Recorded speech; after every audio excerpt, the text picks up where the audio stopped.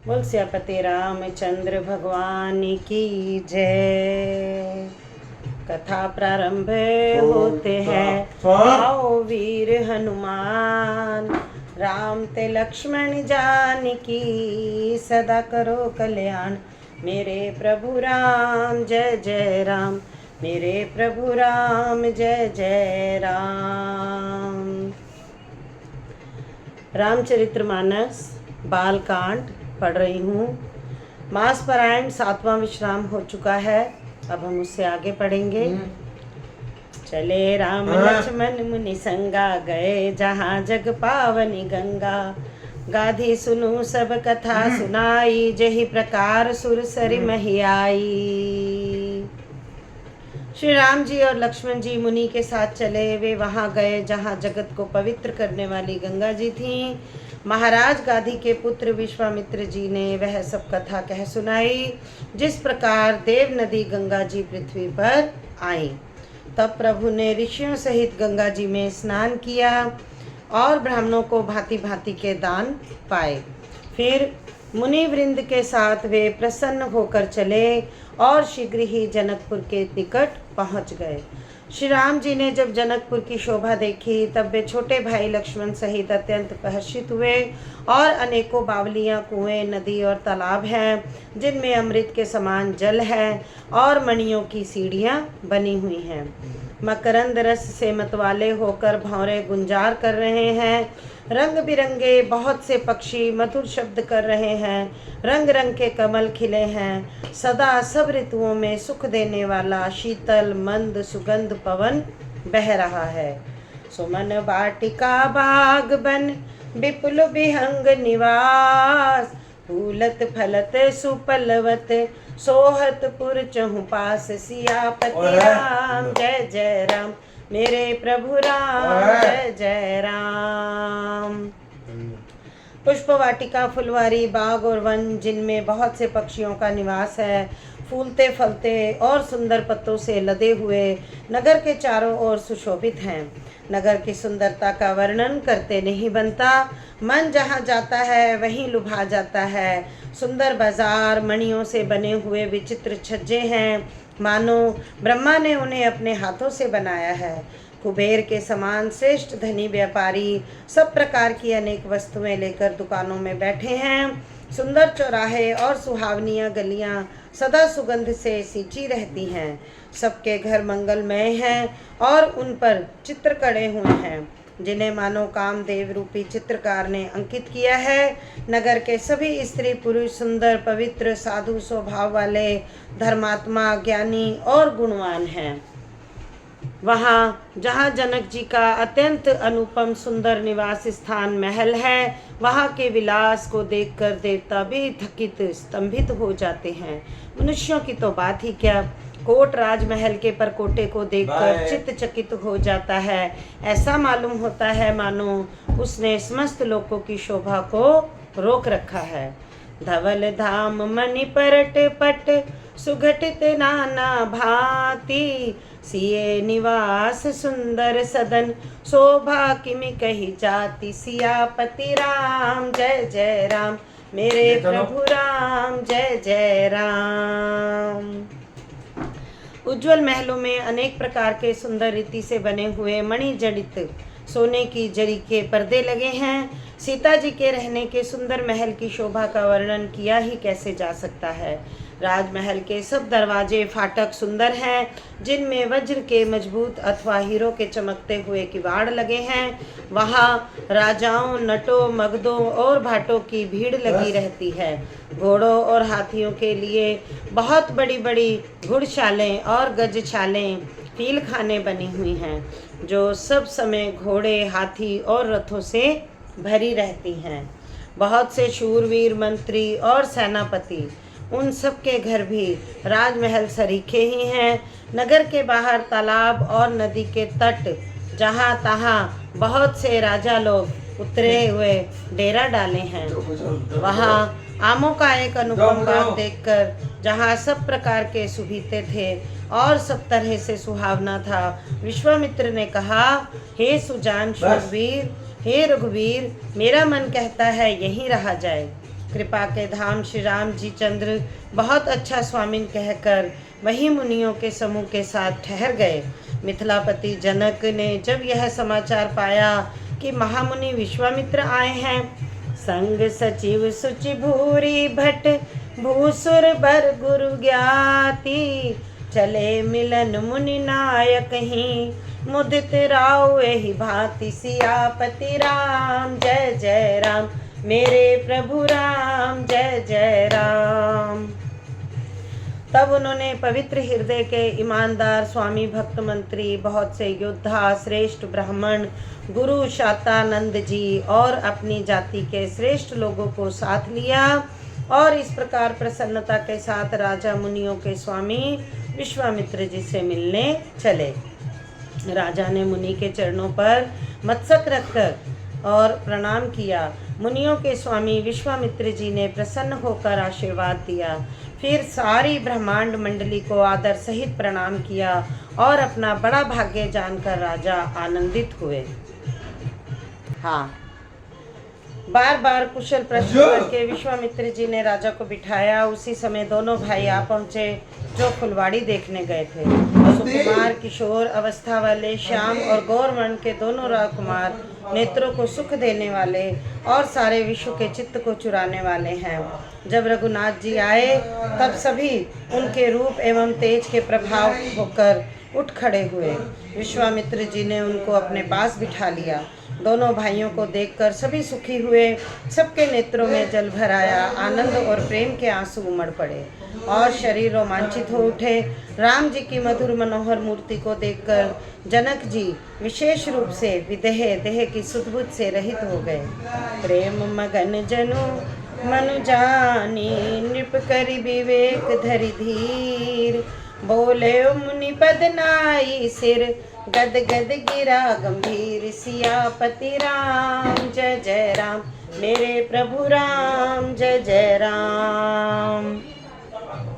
प्रेम को मन को प्रेम में मगन जान राजा जनक ने विवेक का आश्रय लेकर धीरे धारण किया और मुनि के चरणों में सिर नवाकर प्रेम भरी गंभीर वाणी से कहा, हे नाथ, कहिए ये दोनों सुंदर बालक मुनि कुल के आभूषण हैं या किसी राजवंश के पालक, अथवा जिसका वेदों ने नीति नीति कहकर गान किया है, वही वह ब्रह्म तो युगल रूप धरकर नहीं आया।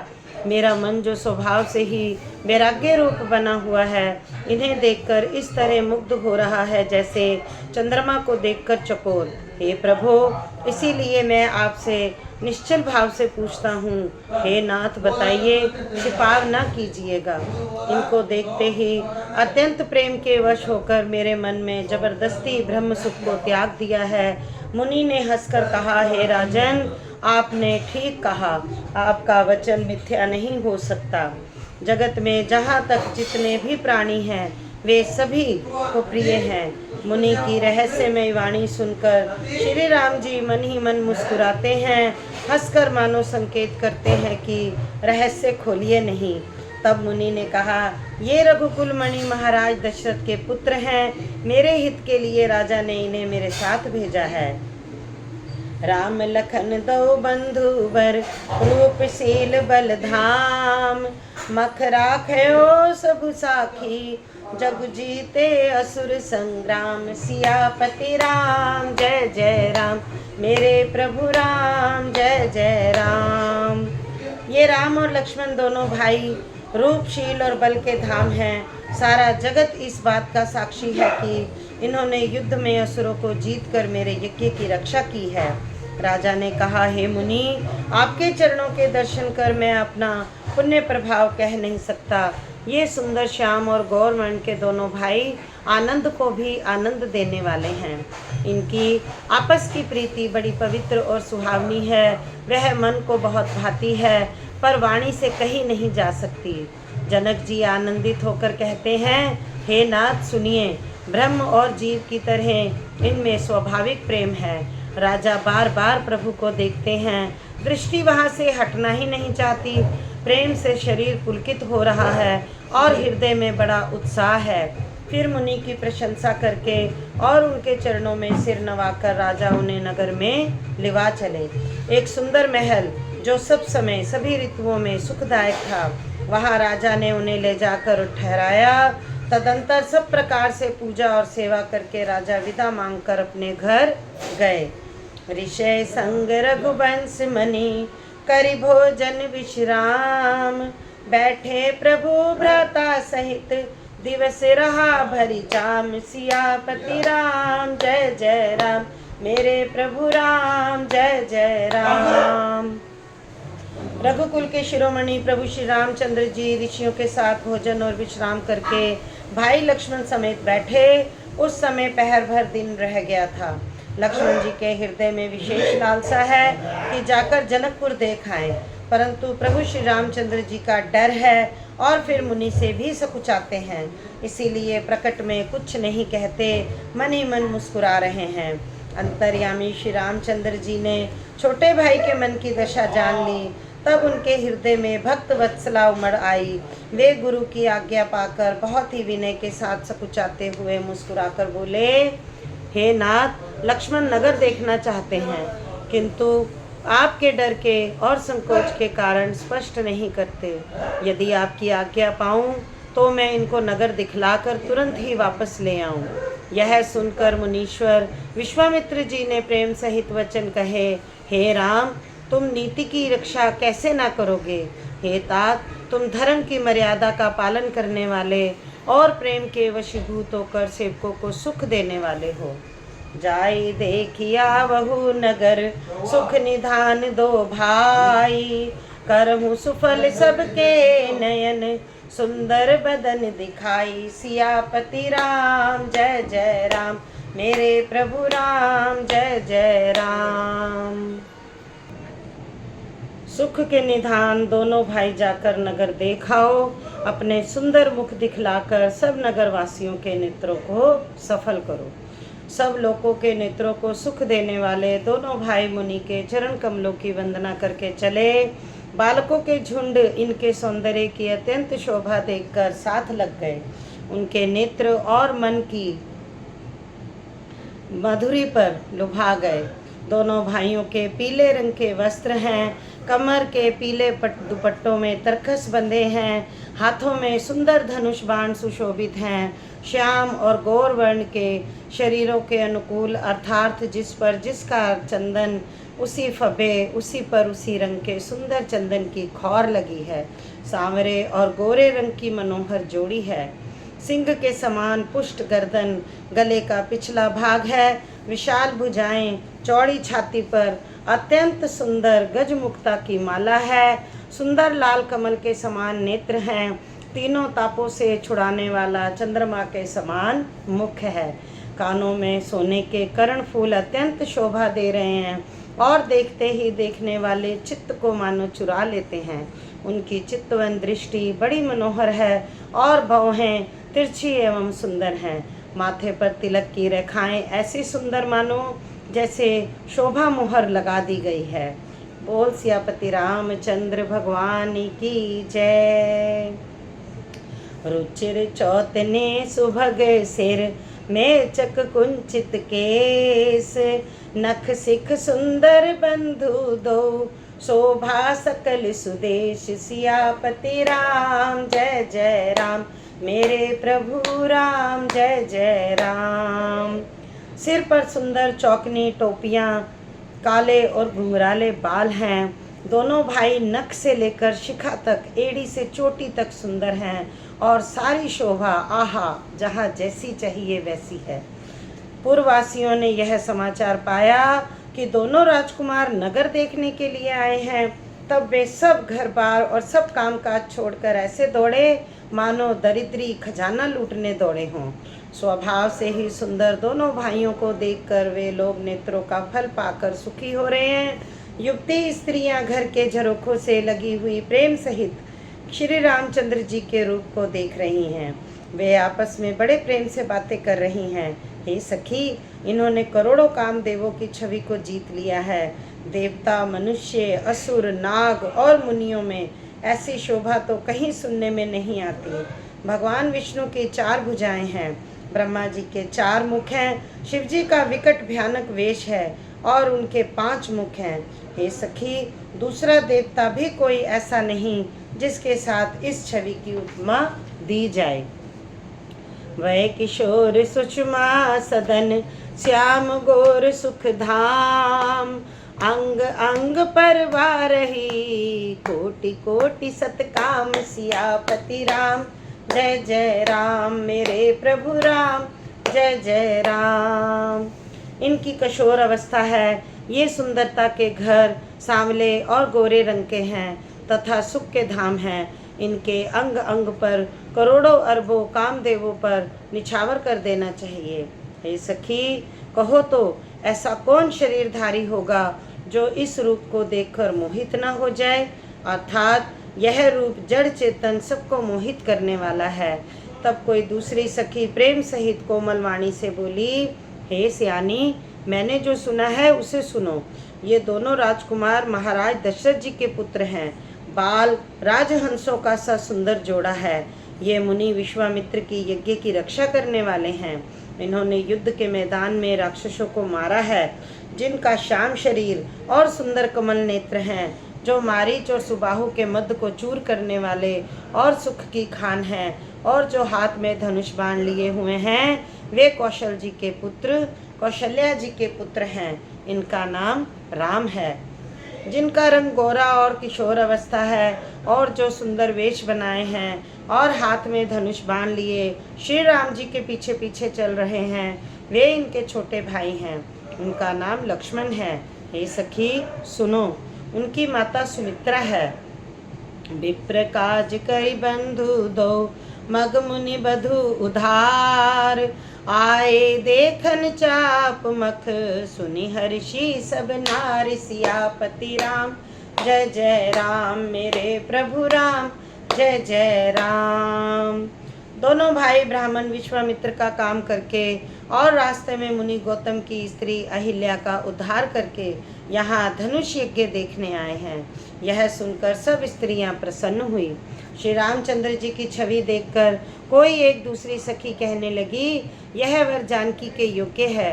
हे सखी, यदि कहीं राजा इन्हें देख ले तो प्रतिज्ञा छोड़कर हठ पूर्वक इन्हीं से विवाह कर देगा। किसी ने कहा, राजा ने इन्हें पहचान लिया है और मुनि के सहित इनका आदर पूर्वक सम्मान किया है, परंतु हे सखी, राजा अपना प्रण नहीं छोड़ता। वह होनहार के वशीभूत होकर हठ पूर्वक अविवेक का ही आश्रय लिए हुए है, प्रण पर अड़े रहने की मूर्खता नहीं छोड़ता। कोई कहती है, यदि विधाता भले हैं और सुना जाता है कि वे सबको उचित फल देते हैं, तो जानकी जी को यही वर मिलेगा। हे सखी, इसमें संदेह नहीं। जो दैव योग्य से ऐसा संयोग बन जाए तो हम सब लोग कृतार्थ हो जाएं। हे सखी, मेरे तो इसी से इतनी अधिक आतुरता हो रही है कि इसी नाते कभी ये यहाँ आएंगे। नाही ता हम कहु सुनहु, सखी ने कर दर्शन दूर, यह संघटु तब होई जब पुण्य पुराकृत भूर, सियापति राम जय जय राम, मेरे प्रभु राम जय जय राम। नहीं तो विवाह न हुआ तो हे सखी सुनो, हमको इनके दर्शन दुर्लभ हैं। यह संजोग तभी हो सकता है जब हमारे पूर्व जन्मों के बहुत पुण्य हो। दूसरी ने कहा, हे सखी, तुमने बहुत अच्छा कहा, इस विवाह से सभी का परम हित है।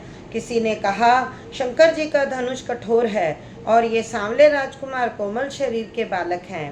हे सियानी, सब असमंजस ही है।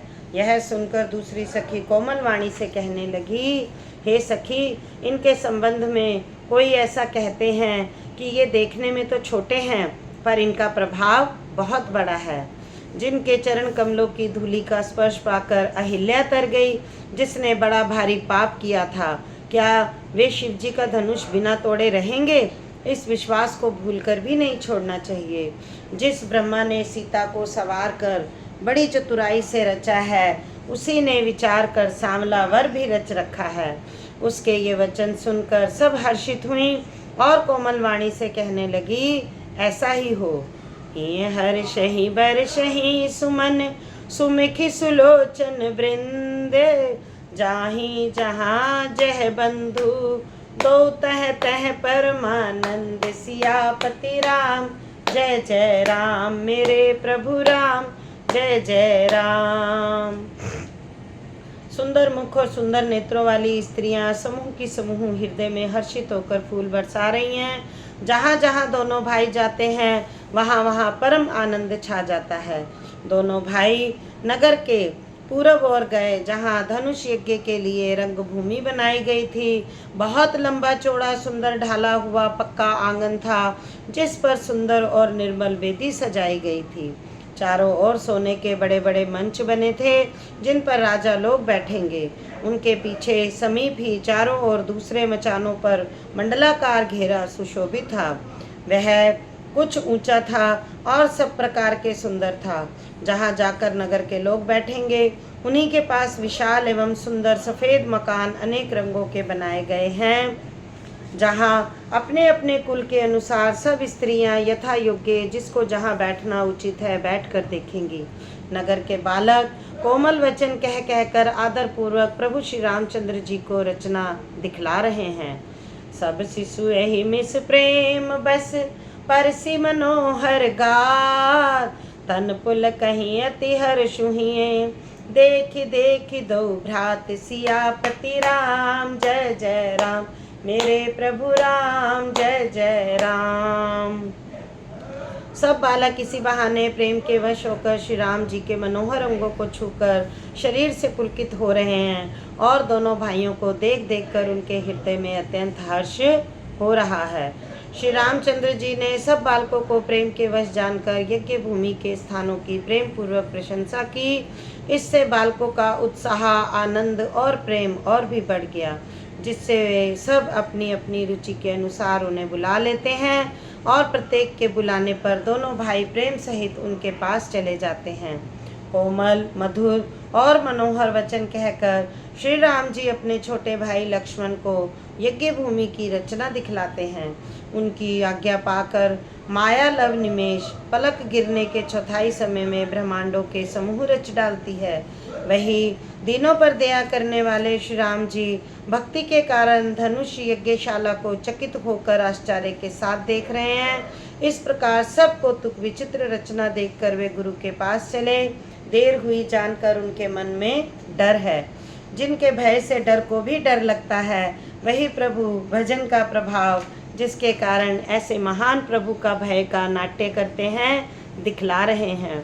उन्होंने कोमल, मधुर और सुंदर बातें कहकर बालकों को जबरदस्ती विदा किया। सब है सप्रेम विनीत अति, सकुच सहित दो भाई, गुरुपद पंकज नाई, सिर बैठे आयुष पाई, सियापति राम, जय जय राम मेरे प्रभु राम, जय जय राम। फिर भय, प्रेम, विनय और बड़े संकोच के साथ दोनों भाई गुरु के चरण कमलों में सिर नवाकर आज्ञा पाकर बैठ गए। रात्रि का प्रवेश होते ही संध्या के समय मुनि ने आज्ञा दी। तब सबने संध्या वंदन किया। फिर प्राचीन कथाएं तथा इतिहास कहते कहते सुंदर रात्रि दोपहर बीत गई। तब श्रेष्ठ मुनि ने जाकर शयन किया। दोनों भाई उनके चरण दबाने लगे।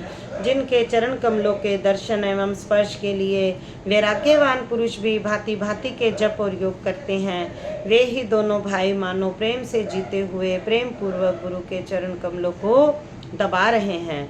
मुनि ने बार बार आज्ञा दी। तब श्री रघुनाथ जी ने जाकर शयन किया। श्री राम जी के चरणों को हृदय से लगाकर भय और प्रेम सहित परम सुख का अनुभव करते हुए लक्ष्मण जी उनको दबा रहे हैं। प्रभु श्री रामचंद्र जी ने बार बार कहा, हे तात, अब सो जाओ। तब वे उन चरण कमलों को हृदय में धर कर लेट रहे हैं। उठे लखन निस विगत सुनी, अरुण शिखा धुनि कान, गुरु ते पहले ही जगतपति, जागे राम सुजान, सियापति राम, जय जय राम मेरे प्रभु राम, जय जय राम। रात बीतने पर मुर्गे का शब्द कानों से सुनकर लक्ष्मण जी उठे। जगत के स्वामी सुजान श्री रामचंद्र जी भी गुरु से पहले ही जाग गए। सब शौच क्रिया करके वे जाकर नहाए। फिर संध्या, अग्निहोत्र आदि नित्य कर्म समाप्त करके उन्होंने मुनि को मस्तक नवाया। पूजा का समय जानकर गुरु की आज्ञा पाकर दोनों भाई फूल लेने चले। उन्होंने जाकर राजा का सुंदर बाग देखा, जहाँ बसंत ऋतु लुभा कर रह गई है। मन को लुभाने वाले अनेक वृक्ष लगे हैं। रंग बिरंगी उत्तम लताओं के मंडप छाए हुए हैं। नए पत्तों, फलों और फूलों से युक्त सुंदर वृक्ष अपनी संपत्ति से कल्प वृक्ष को भी लजा रहे हैं। पपीहे, कोयल, तोते, चकोर आदि पक्षी मीठी बोली बोल रहे हैं और मोर सुंदर नृत्य कर रहे हैं। बाग के बीचों बीच सुहावना सरोवर सुशोभित है, जिसमें मणियों की सीढ़ियाँ चित्रित ढंग से बनी हैं। उसका जल निर्मल है, जिसमें अनेक रंगों के कमल खिले हुए हैं। जल के पक्षी कलरव कर रहे हैं और भ्रमर गुंजार कर रहे हैं। बाग तड़ाग बिलो की प्रभु हर्षे बंधु समेत, परम रम्य आराम यह जो राम ही सुख देत सियापति राम। जय जय राम मेरे प्रभु राम, जय जय राम। बाग और सरोवर को देखकर प्रभु श्री राम जी भाई लक्ष्मण सहित हर्षित हुए। यह बाग वास्तव में परम रमणीय है, जो जगत को सुख देने वाले श्री रामचंद्र जी को सुख दे रहा है। चारों ओर दृष्टि डालकर और मालियों से पूछकर वे प्रसन्न मन से पत्र पुष्प लेने गए। उसी समय सीता जी वहाँ आई। माता ने उन्हें पार्वती जी की पूजा करने के लिए भेजा था। साथ में ही सब सुंदरी और सियानी सखियां हैं, जो मनोहर वाणी से गीत गा रही हैं। सरोवर के पास गिरजा जी का मंदिर सुशोभित है, जिसका वर्णन नहीं किया जा सकता। देखकर मन मोहित हो जाता है। सखियों सहित सरोवर में स्नान करके सीता जी प्रसन्न मन से गिरजा जी के मंदिर में गईं। उन्होंने बड़े प्रेम से पूजा की और अपने योग्य सुंदर वर मांगा। एक सखी सीता जी का हाथ छोड़कर फुलवारी देखने चली गई थी। उसने जाकर दोनों भाइयों को देखा और प्रेम से विहल होकर वह सीता जी के पास आई। तास दशा देखी सखिन पुलक गात जल नैन, कहु कारण निज हर्ष कर पूछहि सब मृद बैन। सियापति राम जय जय राम मेरे प्रभु राम, जय जय राम। सखियों ने उसकी दशा देखी कि उसका शरीर पुलकित है और नेत्रों में जल भरा है। सब कोमल वाणी से पूछने लगी कि अपनी प्रसन्नता का कारण बता। उसने कहा, दो राजकुमार बाग देखने आए हैं। किशोर अवस्था के हैं और सब प्रकार से सुंदर हैं। वे सांवले और गौर रंग के हैं और उनके सौंदर्य को मैं कैसे बखान कर सकती हूँ। बिना वाणी के नेत्र, वाणी बिना नेत्र की है और नेत्रों के वाणी नहीं है। यह सुनकर सीता जी के हृदय में बड़ी उत्कंठा जानकर सब सियानी सखियां प्रसन्न हुई। तब एक सखी कहने लगी, हे सखी, ये वही राजकुमार हैं जो सुना है कि कल विश्वामित्र मुनि के साथ आए हैं और जिन्होंने अपने रूप की मोहिनी डालकर नगर के स्त्री पुरुषों को अपने वश में कर लिया है। जहाँ तहाँ सब लोग उन्हीं की छवि का वर्णन कर रहे हैं। अवश्य चलकर देखना चाहिए, वे देखने ही योग्य हैं। उसके वचन सीता जी को अत्यंत प्रिय ही लगे और दर्शन के लिए उनके नेत्र अकुला उठे। उसी प्यारी सखी को आगे करके सीता जी चली। पुरानी प्रीति को कोई लख नहीं पाता। सुमिरी सिए नारद बचन उपजी प्रीति पुनीत, चकित बिलोकति सकल दिसी, जनु शिशु मृग सभीत। सियापति राम जय जय राम मेरे प्रभु राम, जय जय राम। नारद जी के वचनों को स्मरण करके सीता जी के मन में पवित्र प्रीति उत्पन्न हुई। वे चकित होकर सब और इस तरह देख रही हैं मानो डरी हुई मृग छोनी इधर उधर देख रही हो। कंकड़, हाथों के कड़े, करधनी और पाजेब के शब्द सुनकर श्री रामचंद्र जी हृदय में विचार कर लक्ष्मण से कहते हैं, ये ध्वनि ऐसी आ रही है मानो कामदेव ने विश्व को जीतने का संकल्प करके डंके पर चोट मारी है। ऐसा कहकर श्री राम जी ने फिर कर उस ओर देखा। सीता जी के मुख पर चंद्रमा को निहारने के लिए उनके नेत्र चकोर बन गए। सुंदर नेत्र स्थिर हो गए। टकटकी लग गई मानो निमि जनक जी के पूर्वज ने, जिनका सबकी पलकों में निवास माना गया है। लड़की दामाद के मिलन प्रसंग को देखना उचित नहीं, इस भाव से सकुचाकर पलकें छोड़ दी। पलकों में रहना छोड़ दिया, जिससे पलकों का गिरना रुक गया। सीता जी की शोभा देखकर श्री राम जी ने बड़ा सुख पाया और हृदय में वे उसकी सराहना करते हैं, किंतु मुख से वचन नहीं निकलते। वह शोभा ऐसी अनुपम है, मानो ब्रह्मा ने अपनी सारी निपुणता को मूर्ति मानकर संसार को प्रकट करके दिखा दिया हो। वह सीता जी की शोभा सुंदरता को भी सुंदर करने वाली है। वह ऐसी मालूम होती है मानो सुंदरता रूपी घर में दीपक की लौ जल रही हो। अब तक सुंदरता रूपी भवन में अंधेरा था, वह भवन मानो सीता जी की सुंदरता रूपी दीप शिखा को पाकर जगमगा उठा है, पहले से भी अधिक सुंदर हो गया है। सारी उपमाओं को तो कवियों ने झूठा कर रखा है। मैं जनक नंदिनी श्री सीता जी की किससे उपमा दूं।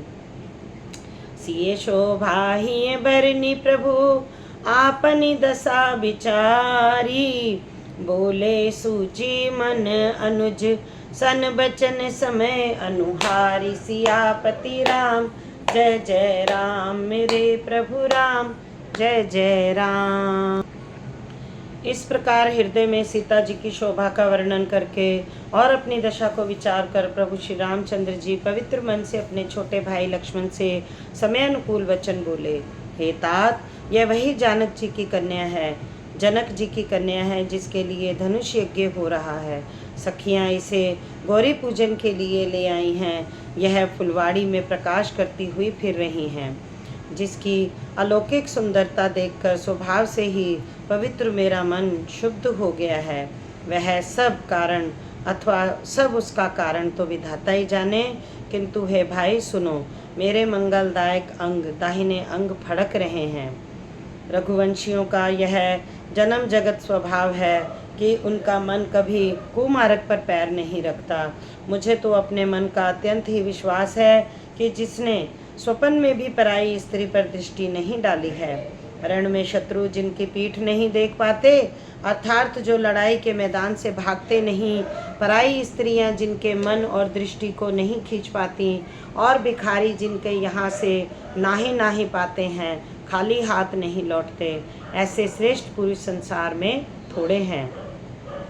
करत बरत कही अनुजे सन, मन सिय रूप लुभान, मुख सरोज मकरंद छवि, करई मधुप इव पान। सियापति राम जय जय राम, मेरे प्रभु राम जय जय राम।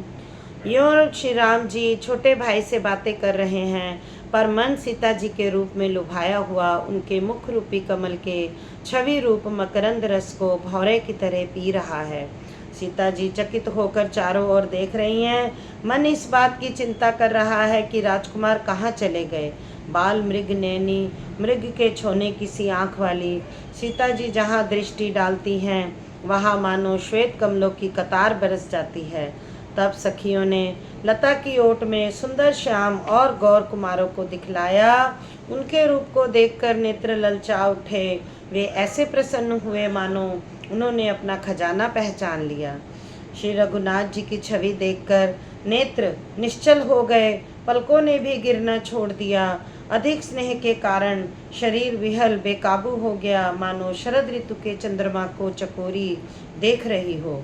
नेत्रों के रास्ते श्री राम जी ने हृदय में लाकर चतुर शिरोमणि जानकी जी ने पलकों के किवाड़ लगा दिए, अर्थात नेत्र मूंद कर उनका ध्यान करने लगी। जब सखियों ने सीता जी को प्रेम के वश जाना, तब वे मन में सकुचा गईं, कुछ कह नहीं सकती थी।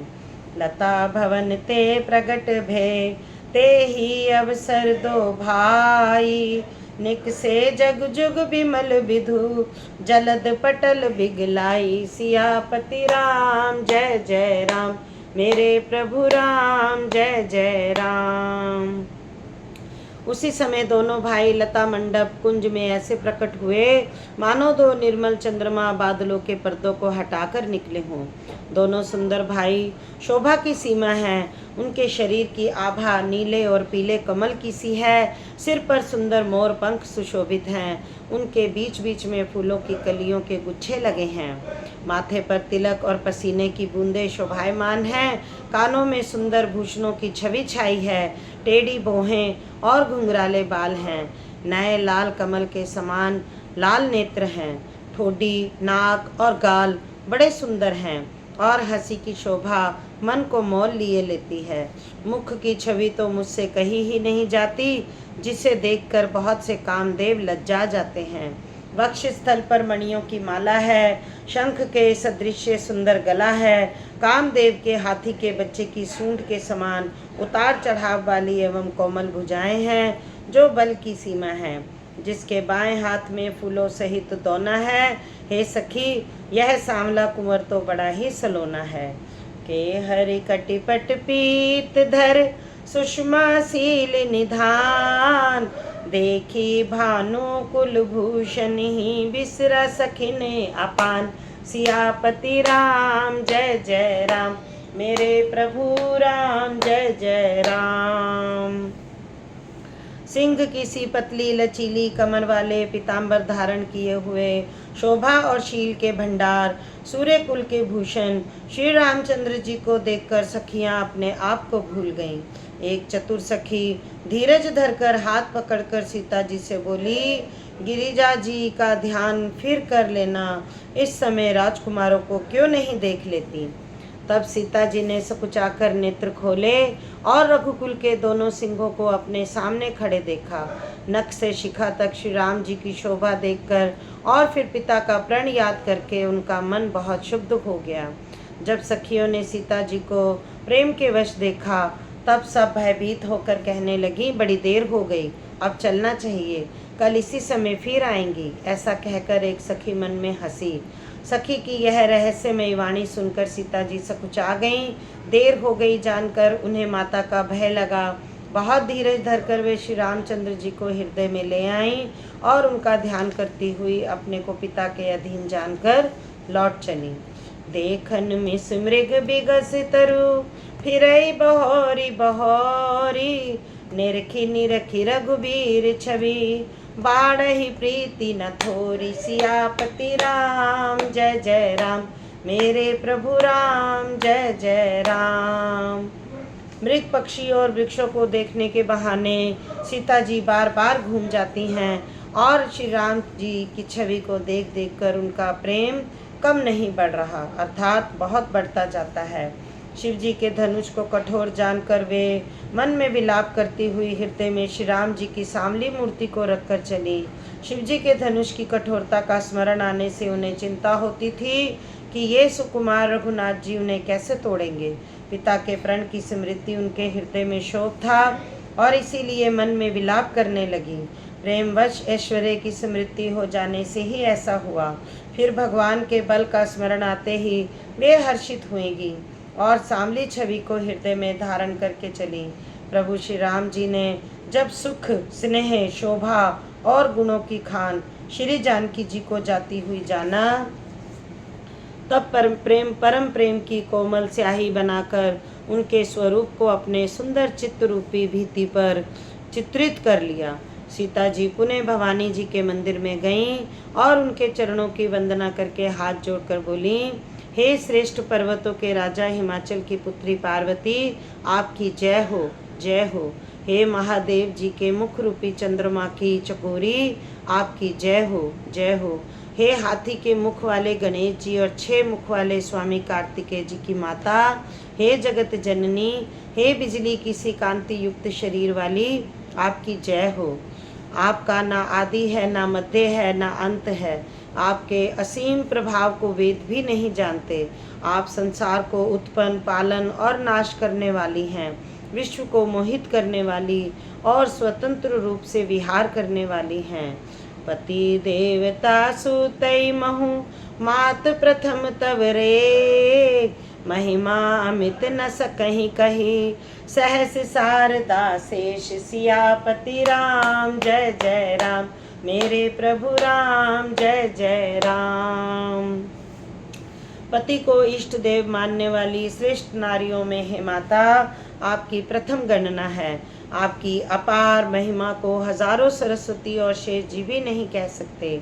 हे भक्तों के मुंह मांगा वर देने वाली, हे त्रिपुर के शत्रु शिव जी की प्रिय पत्नी, आपकी सेवा करने से चारों फल सुलभ हो जाते हैं। हे देवी, आपके चरण कमलों की पूजा करके देवता, मनुष्य और मुनि सभी सुखी हो जाते हैं। मेरे मनोरथ को आप भली भांति जानती हैं, क्योंकि आप सदा सबके हृदय रूपी नगरी में निवास करती हैं। इसी कारण मैंने उसको प्रकट नहीं किया। ऐसा कहकर जानकी जी ने उनके चरण पकड़ लिए। गिरजा जी सीता जी के विनय और प्रेम के वश में हो गईं। उनके गले की माला खिसक पड़ी और मूर्ति मुस्कुराई। सीता जी ने आदर पूर्वक उस प्रसाद माला को सिर पर धारण किया और गौरी जी का हृदय हर्ष से भर गया और वे बोली, हे सीता, हमारी सच्ची आशीष सुनो, तुम्हारी मन कामना पूरी होगी। नारद जी का वचन सदा पवित्र, संशय, भ्रम आदि दोषों से रहित और सत्य है। जिसमें तुम्हारा मन अनुरक्त हो गया है वही वर तुमको मिलेगा। बोल सियापति रामचंद्र भगवान की जय। मन जाहि राचयो मिलहि सोबर, सहज सुंदर सांवरो, करुणा निधान सुजान शील स्नेह जानत रावरो। एहि भांति गौरी असीस सुनिसिए, सहित ही हर्षी अली तुलसी। भवानी पूज पुनि पुनि मुदित मन मंदिर चली।